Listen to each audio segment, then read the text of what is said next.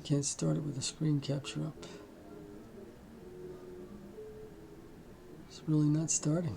Oh boy.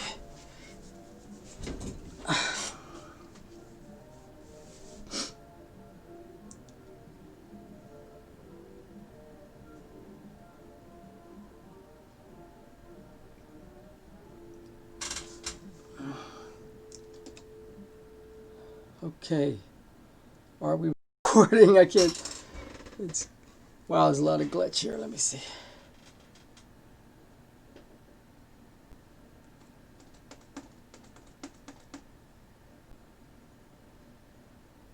I guess we're recording. I can't tell. It's just. Oh boy. All right. I'll just. The music will come back on, and I guess the thing will stop glitching. All right. I'm Sean Maurer. This is Love and Division, and this is a book review on The Battle for Truth by David A. Nobel.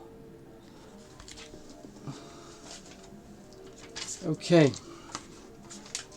Now this book is about Christian worldview versus the other worldviews, and we're going to get into like what the worldviews are and so forth. Okay. When we consider the present battle for truth that currently rages in America, there is a tendency to think of it mostly in terms of the contentious political and ethical issues that divide those who hold to traditional Christian values from the liberal humanists who hold such power in the media and our educational institutions. But this battle encompasses much more than just the realm of politics and ethics. As believers, we need to consider how our commitment to Christ and His Word affects not only our political and ethical convictions, but also the way we think about science, theology, philosophy, psychology, economics, law, and a host of other areas of contemporary thought.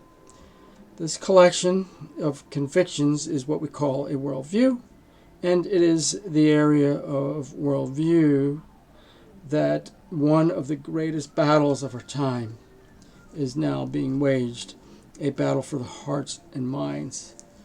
That's what this book is all about, helping you recognize the source of some of the most influential yet damaging ideas and values of our culture, and understand the unbiblical and unrealistic assumptions about reality from which they arise. If you can understand the real difference between the Christian worldview and that of the humanist, a Marxist, or a proponent of New Age thinking, you'll be better prepared to defend God's truth. A clear understanding of worldviews will not only help protect you from deception, but it will also give you the tools to be more effective witness for Christ in the confusing modern times.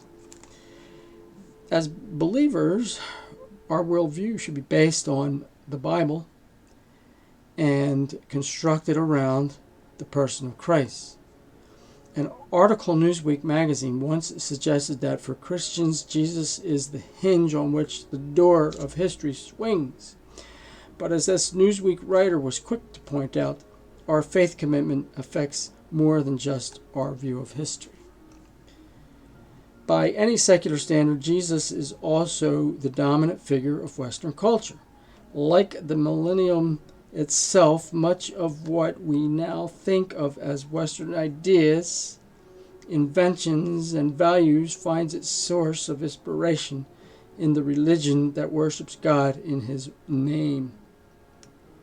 Art and science, the self and society, politics and economics, marriage and the family, right and wrong, body and soul, all have been touched and often radically transformed by Christian influence. What Newsweek has noted here is the, let me see, did I skip a page? No, I don't guess not. Okay, yeah, that was a quote from Newsweek. What Newsweek has noted here is the pervasive influence of faith upon every area of our lives, not only how we act and the kind of lives we live, but also how we think and what things we hold to be most important. As Christians, our basic assumptions about life are formed by our central belief in the person and message of Jesus Christ. Those who do not hold to this basic commitment will usually come to some very different conclusions about life and what makes it worthwhile.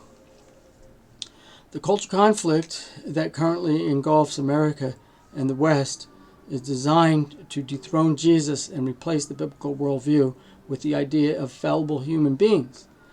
The attack on Christian ideas comes from a variety of different directions and a number of areas. Let me offer just a few examples. Jesus taught that God created us male and female, but Darwin, Huxley, Russell, and other disciples of their disciples disagree, suggesting that mankind is the product of chance and evolution. Jesus warns that we are not to fear those who may kill the body, but rather those who can destroy body and soul in hell. But Wundt, Watson, and Skinner, along with their disciples, have created a psychology based on the conviction that man has no soul. Jesus claims that he and his Father are one. But Nietzsche and his followers say that there is no Father, that faith in God is a mark of weakness, and that every person can define their own morality. Jesus says we should love God and also love our neighbors as ourselves, but Marx and Lenin assert that there is no God and that we must eliminate the bourgeois class by violence if necessary. Jesus tells us he is the resurrection and the life, but Dewey and his followers say there is no resurrection and that life is an accident of nature. And Jesus promises that he will prepare a place in heaven for those who love him. But Freud and his disciples believe that all religion is just an illusion, wishful thinking, or chasing after pie in the sky. It is clear that there is a great chasm of opinion between Christianity and the other worldviews with which it battles for allegiance of our hearts and minds. As James Dobson suggests, this chasm creates a struggle of gigantic proportions. The secular humanist system of values has now become the predominant way of thinking in most of the power centers of society. It has outstripped Judeo-Christian precepts in the universities, in the news media, in the entertainment industry, in the judiciary, in the federal bureaucracy, in business, medicine, law, psychology, sociology, in the arts, and many public schools, and, to be sure, in the halls of Congress. The influence of this humanistic way of thinking is prevalent in every sector of our lives. Consider, for example, the way the atheistic evolutionary thinking has become the acceptable and undisputed truth within scientific establishment and for those who are teaching the next generation of young people. Although the overwhelming majority of Americans believe in the existence of God, 90% of the leadership of the National Academy of Science consider themselves to be atheists. Their atheistic dogma reaches into every public school of America via naturalistic evolutionary propaganda. Evolution is not treated as a theory, but as an unquestioned fact. In China, writes the Chinese paleontologist, we can criticize Darwin, but not the government. In America, you can criticize the government, but not Darwin. The atheistic premise has also had a frightening effect on the moral values of our culture, leaving America awash in cultural and ethical relativism. It has left many unsure that there can be any certainty about moral values. In our new politically correct environment, all cultures are believed to be created equal and beyond criticism, except, of course, Nazi culture, which is selectively condemned, and our commitment to moral absolutes is tragically destroyed, especially in the area of sexuality. As Richard John Neuhaus has suggested, the majority of our major cultural issues right now are based upon declining values in the area of human sexuality. Newhouse notes that the comment by Mortis Ecksteins in The Rites of Spring, his historical study of the rise of modernism, that the issue of sexual morality became a vehicle of rebellion against bourgeois Christian values. The newfound power of homosexual and feminist activists shows the fruit of the drift away from Christian commitments in this area. It is clear that the agenda of secular humanists is currently exerting a much greater impact on our culture than traditional Orthodox Christianity. The Christian worldview has, to a large degree, being deliberately eradicated from the public square. The secular humanists have cleverly and methodically gained ascendancy over Christianity in the past 2 to 3 generations, with an attack that has been concentrated and deliberate. Christian ideals have been under a siege in all areas, including theology, philosophy, ethics, biology, psychology, sociology, law, politics, economics, and history, led by thinkers such as Marx, Freud, Darwin, Nietzsche, Lenin, Stalin, Russell, Heidegger, Adorno, Lucas, Gramsci, Sanger, Dewey, Kinsey, Sagan, Derrida, Foucault, and a host of others. The various forms of humanism have sought to replace Christ with their own version of truth and influence the lifestyles of us all. Years ago, a Russian novelist, Alexander Solzhenitsyn, pointed to the weakness and the danger of the humanistic agenda for mankind. There is a disaster which has already been underway for quite some time. I am referring to the calamity of a spiritualized and irreligious humanistic consciousness. If humanism were right in declaring that man is born to be happy, he would not be born to die. Since his body is doomed to die, his task on earth evidently must be one of a more spiritual nature. That was Solzhenitsyn. I just did my last book review. Okay, I'm going to keep I guess I'll finish this introduction. But in spite of the wise cautions of men like Solzhenitsyn, the secular humanists proceed ahead with their own agenda. What they offer is essentially their own religious alternative to the Christian faith, a fully constructed worldview that ignores the reality of God. And make no mistake about it, the 3 major humanist worldviews discussed in this book are essentially religious worldviews. In our book, Mind Siege, Tim LaHaye and I have proven beyond a shadow of a doubt that secular humanism is a religious worldview. John Dewey even admits as much as this in his work, A Common Faith. In this book, he states, "Here are all the elements for a religious faith. Such a faith has always been implicitly the common faith of mankind. We cannot afford to ignore the implications of such a statement in light of these concerted efforts to offer a replacement for the Christian understanding of reality. We must take the time to understand both the beliefs of our adversaries in the battle for truth and search out what the Bible actually teaches about each of the major areas of human thought and culture. A deep understanding of truth is our greatest weapon in the battle at hand." Though the forces of humanism are ranged mightily against us, I am convinced that this is a battle that can and must be won. For years, Summit Ministries has taught the basics of Christian worldview to young people, helping equip them to more effectively engage our culture and bring the light of the gospel into the intellectual darkness of our times. My publisher and I saw the need to make these critical insights available to a wider audience in the form of this fact-filled but easy to understand presentation. All right.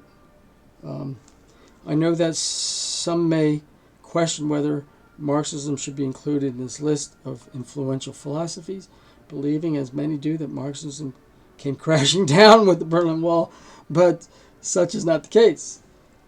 Though its political and institutional forms may have changed, it still exerts a high influence in the academic world and in various political economic ideologies. The major elements of the Marxist worldview as outlined in this work: atheism, materialism, evolution, positive law, denial of soul and spirit, sexual liberation, socialism, are alive and flourishing in American universities as well as parts of Europe, both Eastern and Western Russia, China, Cuba, and Latin America. Okay, so he misses the fact that actually Marxism controls the whole government. I don't know how see that this is really weird. These books written by Christian authors, I have to, I'm a Christian myself. I'm not calling the guy weird or anything, but there's, to blame this on like American colleges and so forth is not. That's just part of where it's really permeates much more into the government itself, the shadow government. See, I don't know if he even knows that we have a shadow government. There's a lot of that's what I'm saying. That was my remark about Christian authors. Very few of them are even aware that there's such things as shadow government. They're sort of kind of living in this presentation of American politics that the president calls the shots, and that you can elect people and make change. Okay. Once to every man and nation comes the moment to decide in strife of truth with falsehood for the good or evil side. Then it is the brave man. Then it is the brave man chooses while the coward stands aside. Okay, David A. Nobel. I don't think that's his quote. That was James Russell Lowell. It is too simplistic to contend that God, according to Hebrews 11, would have us be brave men and women and not cowards. I do not think it's simplistic, but then you must decide for yourself. Okay. Wow. Okay. That was a pretty long answer. So yeah, that's one of my main contentions with a lot of Christian authors. There's a shadow government. It's a lot more. It's not like you can vote and change things. That's over. And the other thing I have against the thinking that that there's a system that's actually salvageable. It's not even. I don't even think it's the right thing to do. You don't just try to grab a hold of the. I mean, this is the problem with American politics all along. It's instead of separating, the Christians should separate. There should be America should split up. I mean, you could split America up in blue states and red states. They should be two different nations, not the same nation trying to vie for control over each other. That's not. I don't see anything Christian or loving about that. So. Of course, I wouldn't expect the other side to. I didn't expect the, other side to agree to disagree and go our separate ways. They wouldn't do that either. A Christian separatist movement. They want to kill us all. That's a. But I think it's the right thing to do, nonetheless. And what I mean by that, I'm not saying just go out and get killed. But the point is, this rhetoric, this rhetorical war of saying, look, separation is the appropriate and loving thing to do. It's what grown-ups do. if you're some kind of spoiled kid and you want everybody, it's your way or else, we're going to sick the government on you, that's not loving. All right. So here we go. We're going to jump right up to page 173. Is that right? Or no? Yeah, that's the first page I got. Okay, 173. Okay. That's what it says. I don't think I have 2 pages of notes. I'll just go there. What the heck? All right. All right. It says... Well, actually, apparently I wanted to read the whole first chapter. Hold on, let me see. Let me go back to the first chapter first. Okay, the battle for hearts and minds. Nothing short of a great civil war of values rages today throughout North America, says James Dobson. 2 sides with vastly differing and incompatible worldviews are locked in a bitter conflict that permeates every level of society. See, I just said this. Why are you doing that? Why aren't you talking about separation? Grow up. Just grow up. This book is an in-depth account of the Second Great Civil War, an account of the war for our children and grandchildren. Okay, the war, as Dobson puts it, is a struggle for the hearts and minds of people, is a war of ideas. Now, the thing is, why are you doing this? The Civil War, you know how many people got murdered? It was a bloodshed? Why isn't he talking about separating? Why do you gotta control the whole direction of the country? Because a lot of people don't want to live under a Christian nation. Don't you care about the people? Don't you care about their freedom to choose? Shouldn't we be? They should have the freedom to choose, and in order to do that, we got to be separated. It's so frustrating. It gets me angry. Okay. To be more precise, it is a battle between worldviews. On one side, the Christian worldview. On the other side is the humanist worldview, divided into 3 easily definable branches: secular humanism, Marxism-Leninism, and communist humanism. The New Age movement. While the latter 3 don't agree on every detail, there is one point on which they unanimously concur: the opposition to biblical Christianity. It is in this context that we will seek to understand all 3 while presenting a strong, honest, truthful, intellectual defense of the biblical worldview. Okay, here's the thing. This is an exercise in futility. I enjoy. It's not total futile, because it's interesting for apologetical reasons and understanding why people believe what they believe and so forth. But to think that, okay, here's how we're going to win this war: we convince everybody to become Christians. Why? This is good. We see how different we are, so that mandates of separation. To me, it's just like it's a no-brainer. That's the only logical sequitur.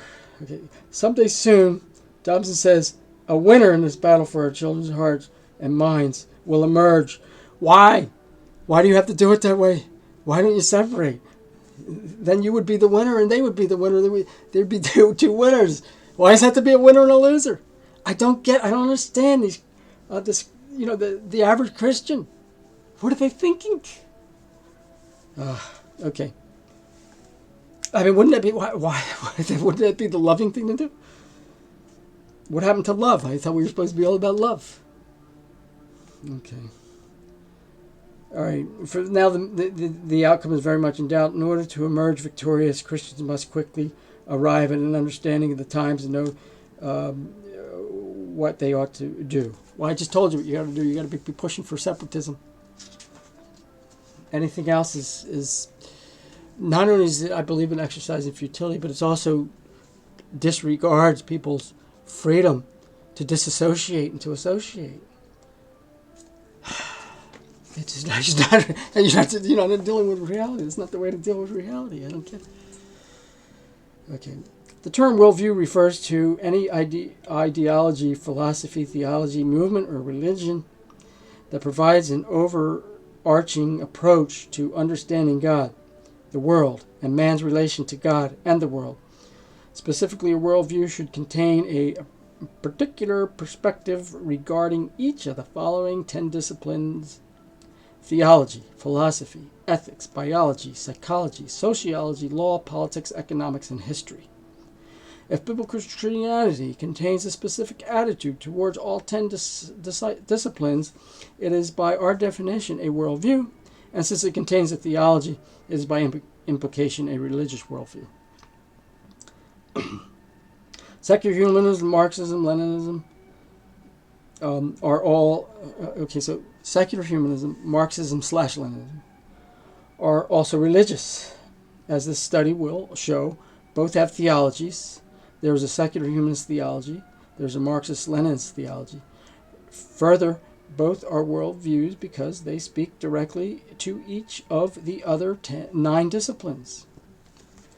The New Age movement, cosmic humanism, is a less tightly organized worldview. Each worldview offers a particular perspective from which to approach each discipline. Conversely, each discipline is value-laden with worldview implications. Christians must understand that these various disciplines are not value-free. Each discipline demands basic assumptions about the nature of reality in order to grant meaning to the specific approaches to it. This text analyzes the 4 worldview perspectives on each of the 10 disciplines, but it does so without losing sight of how each system of thought integrates its various presuppositions, categories, and conclusions. We are not out to overanalyze. Rather, we are attempting to understand each discipline and how it fits into each worldview. Dissecting is artificial. Integration is the real world. No discipline stands alone. Stands alone. Each affects all the others in one way or another. The line separating theology and philosophy is fragile. The line separating theology and philosophy, ethics, law, and politics is more so. In fact, there is no ultimate line, only a difference in emphasis and perspective. Okay, so now he's going to go on to how the book is written. You know, the format. We don't need to read that. Okay, I think that's probably enough of chapter 1. Well, maybe let's do this. Okay, the Christian world. This is probably all I have to read. This text will focus on on Christianity because it is the Christian worldview. Because it is the only worldview that provides a consistent explanation of all the facts of reality with regard to theology, philosophy, ethics, economics, and anything else. As Carl Henry says, the Christian belief system with which the Christian knows to be grounded in divine revelation is relevant to all of life. This relevance results from the fact that Christianity is, we believe, the one worldview based on truth. Christianity is true, says George Gilder, and its truth will be discovered anywhere you look very far. Gilder, who is not only an outstanding economic philosopher, but also a sociologist, found Christ while seeking sociological truth. Philosopher C.E.M. Joad found Christ and Christianity because he was seeking ethical truths. I now believe, he wrote, that the balance of reasoned considerations tells heavily in favor of the religious, even of the Christian view of the world. Joad recognized the need for absolute truth rather than a truth that evolves with each new discovery. A religion which is in a constant process of revision to square with science's ever-changing picture of the world might well be easier to believe, but it is hard to believe it would be worth believing. Christianity is the embodiment of Christ's claim that he is the way, the truth, and the life. When we say that this is the Christian way, we mean this is the way Christ would have us act in such a situation. It is no small matter to think and to act as Christ instructs. The Christian agrees with the humanist Bertrand Russell admission that what the world needs is a Christian love or compassion. Now, I would, I have to add this too, that being a follower of Christ is not just a set of ideas, but this constant seeking the will of God for your decisions and your proceedings in life. Okay, so I have to say that I don't want to get in trouble with my house church group. Let's see. And that's not because I don't believe it. I mean, I do believe it. All right, America is often described as a Christian nation. Over 150 years ago, Alexis de Tocqueville wrote, there is no country in the whole world, in which the Christian religion retains a greater influence over the soul of men than in America. And there can be no greater proof of its utility and of its conformity to human nature than that its influence is most powerfully felt over the most enlightened and free nation of the earth. Unfortunately, however, America and the rest of the Western civilization are turning away from their heritage. Western nations are eradicating large chunks of Christianity from the public square. Okay. We contend that America should be moving in the opposite direction, embracing Christian worldview rather than pushing it away. Francis Schaeffer blames America's drift toward secularism and injustice on the Christian community's failure to apply its worldview to every facet of society. The basic problem of the Christian in this country in the last 80 years or so in regard to society and in regard to government is that they have seen things in bits and pieces instead of total. He goes on to say that Christians have very gradually become disturbed over permissiveness, pornography, the public schools, the breakdown of the family, and abortion.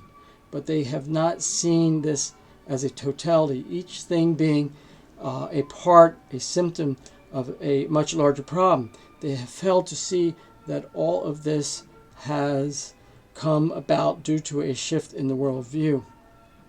That is through a fundamental change in the overall way people think and view the world and life as a whole. Okay, this study is a wake-up call for America. Well, the problem, the problem is that this doesn't. You're not really respecting people's freedom to disagree. I mean, people disagree that they should have a Christian worldview, and then what do you do? So that's why I'm saying it's all about separation. It's all about separation, and that's one of the things that's missing from this. Even Francis Schaeffer. It's not that the Christians are losing influence. It's that Christians are in a system where influence is liquid.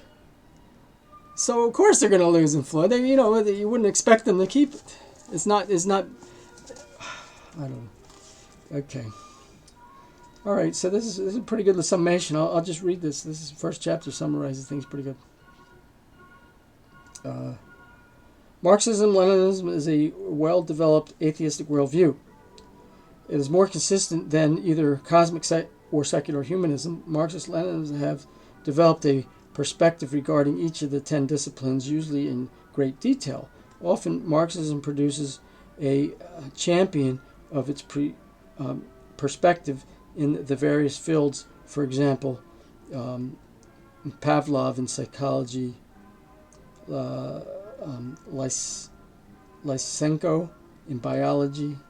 All these things make Marxism worthy of study, but The main reason is it is crucial for Christians to understand Marxism is that Marxism is one of Christianity's most vocal detractors.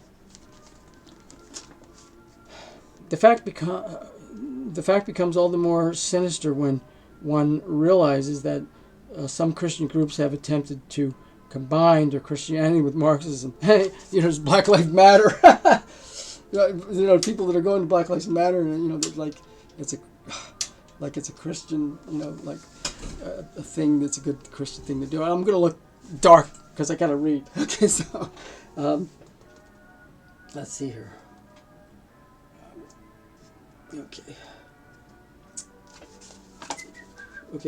The editors of National Review note that substantial parts of various American culture have been active on the side of communist insurrection. How about the shadow government that this guy doesn't know exists? The Maryknoll priests, the liberation theologians, Episcopal and Methodist groups, and Jesuits have placed themselves in direct alliance with totalitarianism, with an enormous Christian rebirth taking place in Eastern Europe. It is ironic that so much of the American church is decadent. The liberal American church's position regarding Marxism does not, of course, take into account the profound incompatibility of their faith with the Marxist worldview. Alexander Solzhenitsyn, before the fall of the Iron Curtain, described this incompatibility in concrete terms.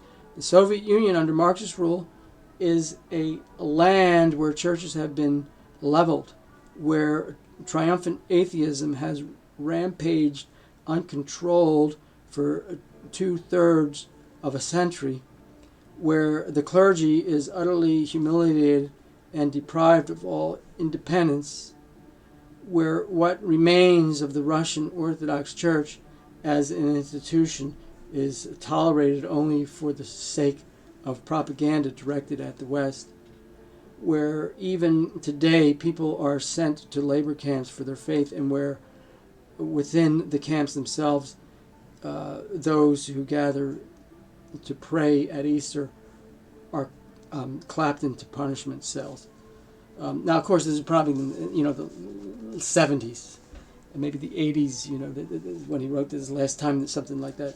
I mean, right now, Russia has got a more freedom-looking culture than we do. Okay, and obviously there's a need for a text that delineates the insurmountable difference between Marxism and Christianity. This study, by addressing both worldviews, highlights their incompatibility. Some raise the objection that Marxist-Leninist worldview has already been proved to be a failure and completely incompatible with reality as witnessed by the downfall of the communist countries all over the world. Why, in light of these events, need one study Marxist and Leninist perspective? Isn't Marxism ideology dead? 2 words should suffice. Tiananmen Square, while Marxism has crumbled in many countries, it still embraces others in its death grip. And if even one country is held swayed by Marxism, people somewhere are suffering. Marxism, Leninism hates resistance and will crush believers in rival worldviews any way possible, even with tanks. The thing is, this is kind of like a normie. This book's kind of written for normies. Like Marxism owns the Western world. It owns the United States shadow government. It's not like, and so it's only normies that would kind of think that there's a direct relationship between, these sort of former communist nations and the life and death of Marxism. And by the way, what about if America has sort of an imposed Christian worldview on everybody? I mean, isn't that, aren't they doing the same thing? That's why I'm saying separation is the answer, not imposing, conflicting worldview. Okay, let me see. All right.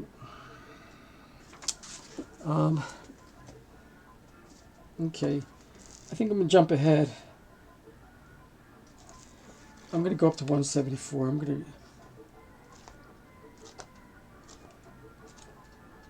A lot of this book I'm going to want to discuss with my friend. I live in this sort of... I've been living this sort of... I don't know, call it kind of a... what do they call it? Cognitive dissonant kind of world where Christianity is not allowed to address government. I mean, that's the world that... I mean, I'm always in conflict with that idea. But I mean, there is reasons to believe that now, because to argue the case against myself in this regard is that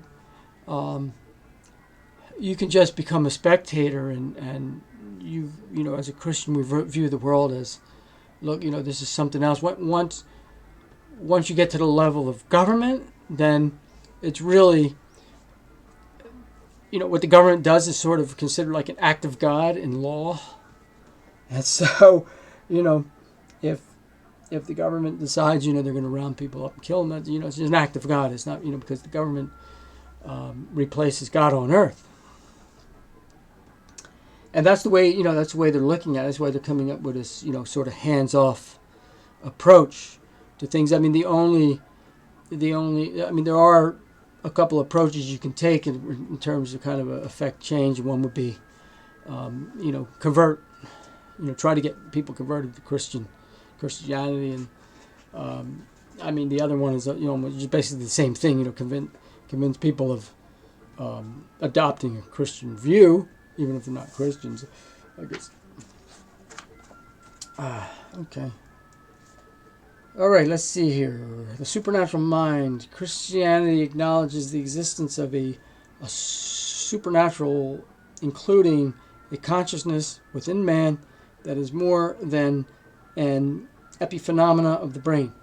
The Bible's statements regarding body, breath of life, soul, spirit, and mind suggest a dualistic ontology, that is, the view that human nature consists of two fundamental kinds of reality: physical, material, or natural, and spiritual, supernatural. Okay, Christ's statement about fearing the one who could put both soul and body in hell, Paul's statement regarding body and soul and spirit, enforce the distinction between man's material and spiritual qualities. The Bible does not deny body. It simply says man is more than the body. So I would like to add to this. I mean, the Bible actually doesn't. The Bible doesn't have a dichotomy between spirit and material. What the Bible has, I mean, they use those words, but I mean, it doesn't mean sort of like here's what happens. A lot of times, that which is spiritual gets conflated with that which is abstract. The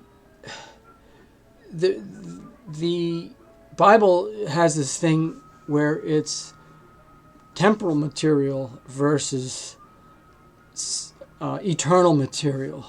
That's really the right way to look at the Bible, the worldview of the Bible. It's temporal material versus eternal material. There's nothing that says that it's immaterial in the sense that it now has become abstract, And I never, all my life, there's nobody who's been able to explain that to me. There's nobody that said, well, it's real, but it's not material. So what is it? Is it abstract? I mean, what do you mean immaterial? Is it force fields? I mean, even force fields, I would think that there's a material element to force fields. If it's information, what's it informing? What are you informing? It's... Okay. All right. Sir John Eccles, one of the world's most respected neurophysiologists, believes dualism is the only explanation for many of the phenomena of consciousness. One of the reasons Eccles reaches this conclusion is the individual's unity of identity. Paul Weiss explains, even though I know I am constantly changing, all molecules are changing, everything in me is being turned over substantially, there is nevertheless my identity, my consciousness of being essentially the same that I was 20 years ago. However much I may have changed, the continuity of my identity has remained undisputed. The point, of course, is that since the physical substance of the brain is constantly changing, no unity of identity could exist if consciousness were a condition wholly dependent on the physical brain. Something more than the physical brain, something supernatural, must exist. I kind of go along with that line. I mean, there's this idea that you have sort of a parallel, and I'm not talking about parallel universes, but I mean, in a sense, you have kind of three universes described. I mean, in the Bible, you have the universe we're in, you have where the angels are, and you have God, where God is. But this idea that you have sort of a parallel you, where sort of like a cloud existence. I mean, there's even that passage in the Bible about the cloud of witnesses that are disembodied. There has to be some way to store these things. I mean, your consciousness has to be stored if you're going to have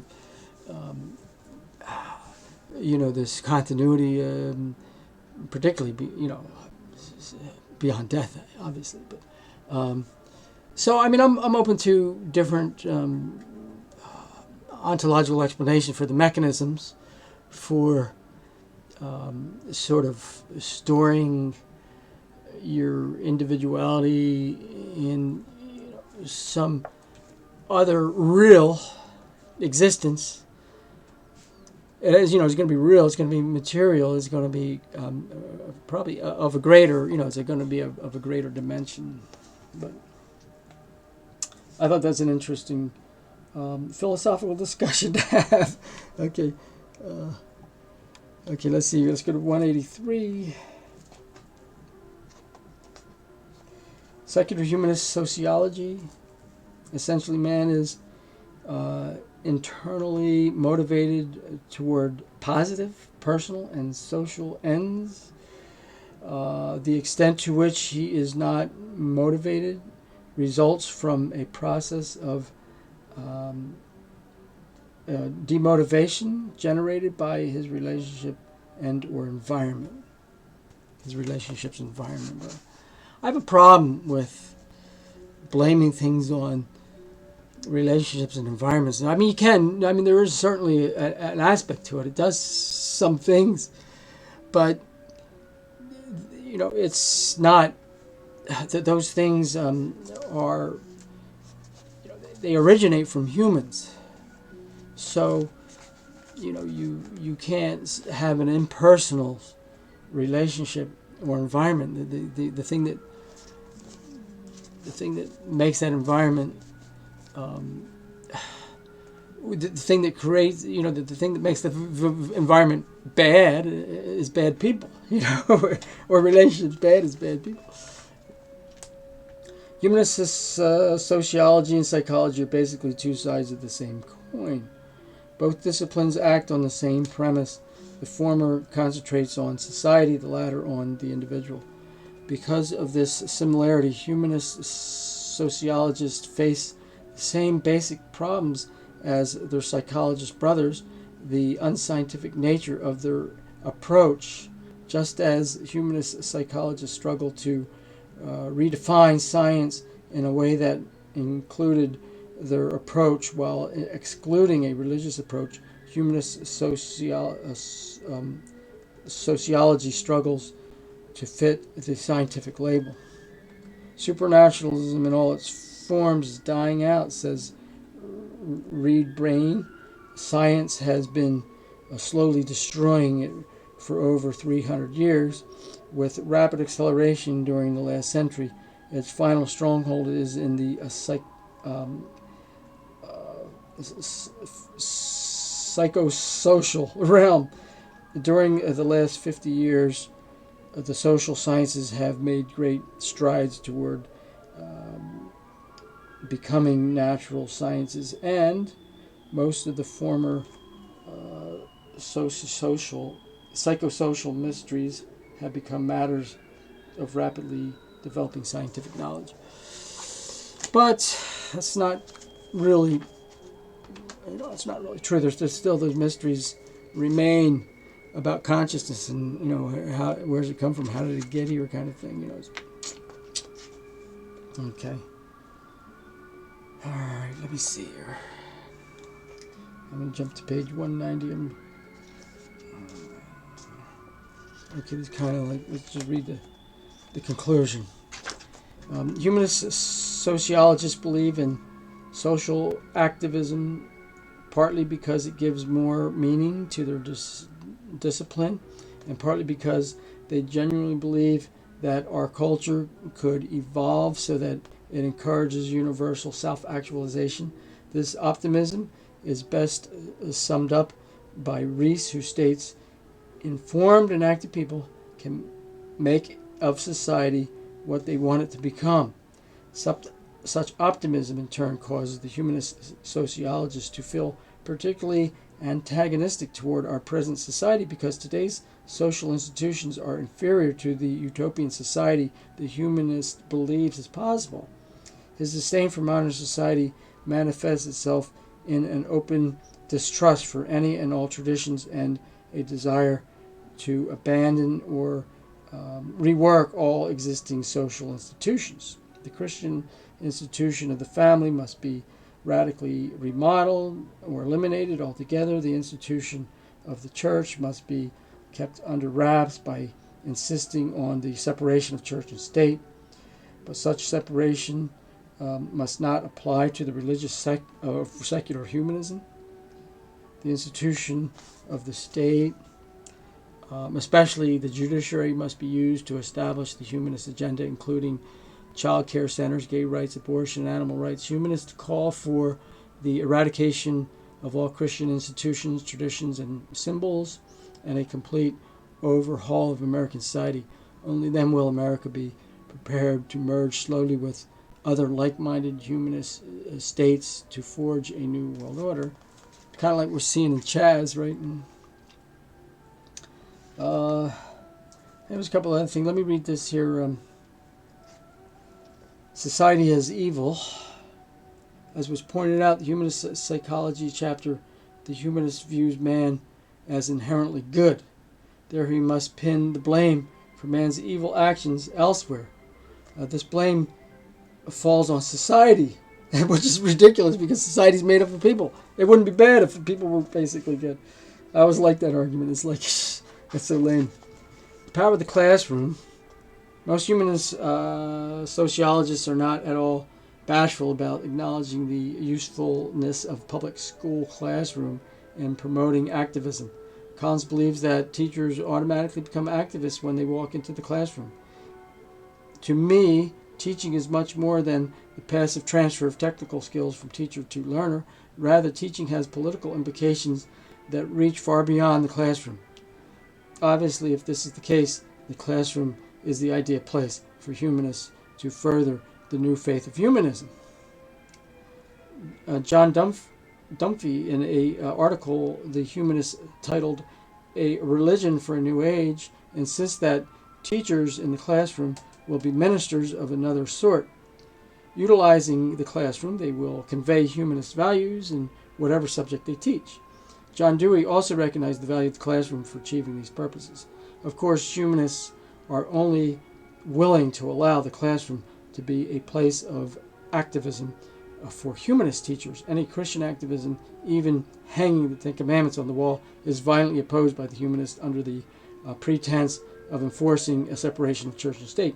Thus, the Humanist Manifesto declares separation of church and state and the separation of ideology and state are imperatives. The thing is, that's exactly what they do. That's one of my problems with the whole founding of America and so forth, is this idea that you're going to not allow religion to, influence lawmaking. Although, I mean, that wasn't really the original concept. It seemed like originally there was more freedom in that area. But if you really do, if you really are going to have sort of a secular state, you really do have an official religion. It's called humanism by default. That's one of my problems with American. If you have humanism by default as your official religion, once again, I think that it would be a good idea for Christians to separate. All right. Okay, let's go to 195. 6. Okay. The basic task of communist education and overcoming the survivals of religiousness in our present condition is to prove to the pupils in the complete contrast to prove to the pupils the complete contrast and complete irreconcilability between science and the real and correct reflection of the objectively existing world in the consciousness of people, and religion as a fantastic, distorted, and consequently harmful reflection of the world in the consciousness of the people.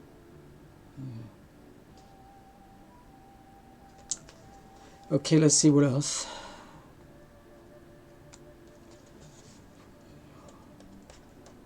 Okay,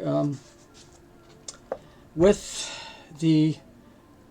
Oh, I crashed for some reason. Okay, here we go. With the transfer of the means of production into common ownership, a single family ceases to be the economic unit of society. Private housekeeping is transformed into a social industry. The care and education of the children become a public affair. Society looks after all children alike, whether they are legitimate or not. This removes all the anxiety about the consequences, which today is the most essential social, moral, as well as economic factor that prevents a girl from giving herself completely to the man she loves. Will not that suffice to bring about the gradual growth of unconstrained sexual intercourse, and with it a more tolerant public opinion in regard to a maiden's honor and a woman's shame? Okay, this is Engels, so you can tell by the language, it's dated. Engels predicts, this was his prediction, that you're going to have, let me read a little more of this. The only proletariat has remained untainted by this bourgeois institution. According to Marxist sociologists, proletarians will never enter into family relations as they exist in present society, because the proletariat is destined to usher in a new utopian society complete with a higher form of family. Until this occurs, the proletariat must shun the bourgeois society family type, because, as Alexandra Colate says, the family deprives the worker of revolutionary consciousness. What type of family will evolve? Okay, yeah, well, we know about this. Hillary Clinton, it takes a village. So, everybody gets a hand in raising your kids, including people who don't have their best interest. Okay. The new social order will accept and even encourage premarital sex and adultery as long as it is done in a spirit of freedom and responsibility. Indeed, within the context of community where there is no private property and everyone belongs to everyone, premarital sex and adultery cease to have any meaning. It's important to note, too, that Marxists believe the care of children should become a public affair in the family. In the ultimate society, children play an insignificant role, since they are the entire community's responsibility. In fact, children are basically disengaged from family and socialist society. School becomes literally a home. Yeah, yeah. I mean, eventually the kids will be born in the school, and they stay there, and the parents can sign up for visitation rights. That's where they want. It's kind of where they want it to go.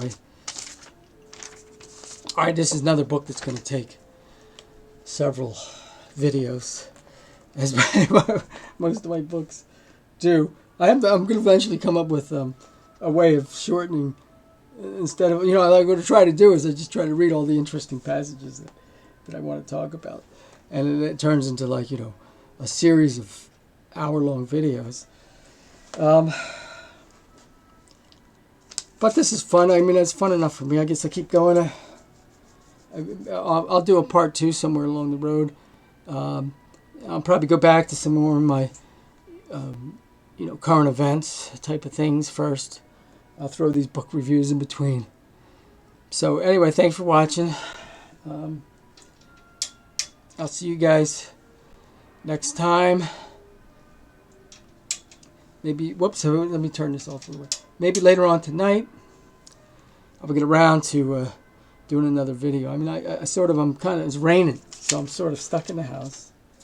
And I really, I got all these books that have backed up on me because I always read.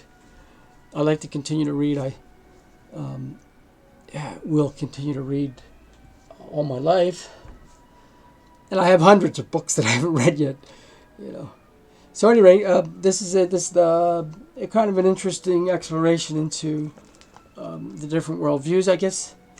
There's not probably a whole lot that somebody who's watching my channel hasn't known by now. Maybe what I'll do is I'll go through the books and I'll try to find out. I'll try to hone in on stuff that hasn't been discussed that much. Although you notice at the beginning of this video, and I'm all throughout the video, I've been, bringing up this idea of separation, which is not. You don't see it anywhere. You don't. I mean, it certainly doesn't occur to people. It's. In fact, anytime you hear. Like for instance, white separatists. That's considered evil or something like that. Well, it's not really. It's not nothing. Anybody wants to separate is not evil. It's their right. It's called free association, freedom of association. Even the United Nations. I mean, in their statement, they're speaking of the United Nations. I mean, one of their rights, their universal rights, is the right to self-determination and free association. And so, that's really all I'm talking about. I mean, they say it on paper. They don't really mean it. That anybody, that really is going to seriously try to carry out such a thing will be, targeted as being, neo-Nazis and supremacists and so forth. But which is, it doesn't matter. First of all, it's probably not true, but I mean, it doesn't really matter. It's not somebody United Nations' job to prevent those people from having a homeland or whatever. It's just not, the hypocrisy. They're pushing this jazz thing, and I'm all right with it. I'm pretty basically all right with it. I'm that's sort of, but the thing is, it has to go both ways. You got to allow other people that want to get away from the central control. See, and the reason they're allowing them is because really they're spearheading where central control wants to take the whole thing. So, all right, talk to you, bye.